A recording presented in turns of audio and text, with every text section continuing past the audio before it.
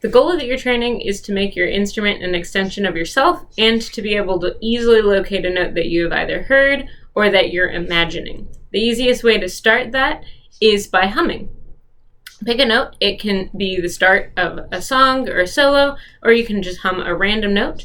Try humming the note, and then we're going to try to find it on the guitar, on an instrument.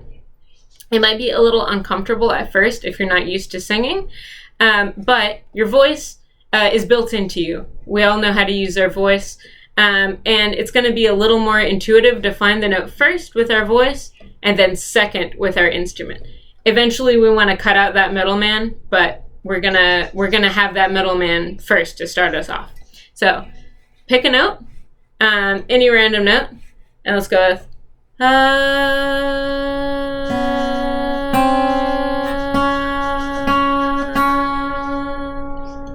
So after a few tries, I was able to find that note first with my voice and then with the guitar.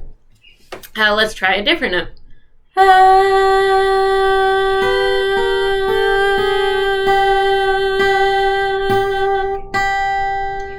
So that one I started off too high, but I was able to scooch down until I found it. What about, I can't hit that many low notes, but we'll try a low note. So. So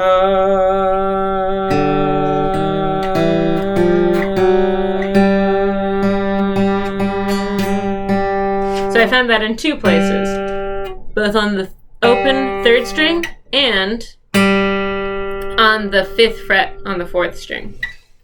Okay, so once you start getting used to doing that, finding one note, now we're going to try to find 2 notes. We could do this individually, but it's much easier to get used to identifying how far apart 2 notes are, and then you can kind of view them as a collective.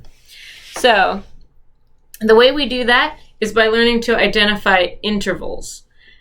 Intervals are just how far apart 2 notes are. There's 2 main systems for this. You can use the classical, official system, where things are identified as seconds, thirds, fourths, or fifths. Or we can do it just by counting how many frets are between 2 notes. So our anchor intervals, at least for now, are going to be an octave, which is 12 frets apart, a fifth, a perfect fifth, which is going to be 7 frets apart, and a perfect fourth, which is 5 frets apart. So if we wanted to play a song, we could identify which of those intervals it is, or if it's just a new one that you haven't learned yet, and try to get used to identifying that in a bunch of different songs. A really good example song I like is the opening to Star Wars. So we start with a fourth, and then that's followed by a fifth. And then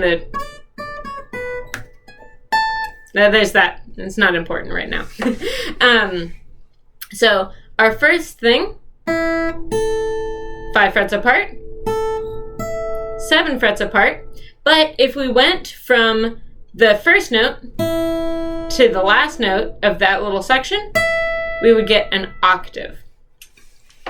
So now that you've sort of learned these, try to find those intervals starting on other places on the guitar. Try starting on the open 4th string. And you'll know when you found it because it'll sound like the opening to Star Wars. You could try it on an open 5th string.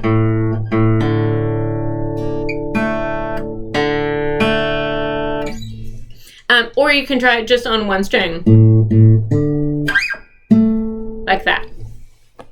Okay, so the very last thing, now that you've hopefully gotten an understanding of that, now practice those starting on different places in your guitar, the 1st string or the 2nd string or the 6th string or something like that.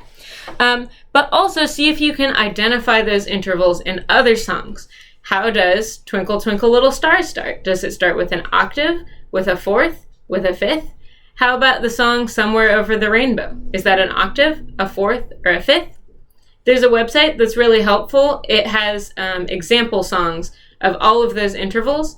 I would just start with the ones that say perfect, so perfect fourth, perfect fifth, and octaves, which are technically perfect, but they're not listed like that in the website. Sorry. And practice those, see if you can start to recognize those things in different songs that you might not be as familiar with. Good luck. Let me know if there's anything I can do to help.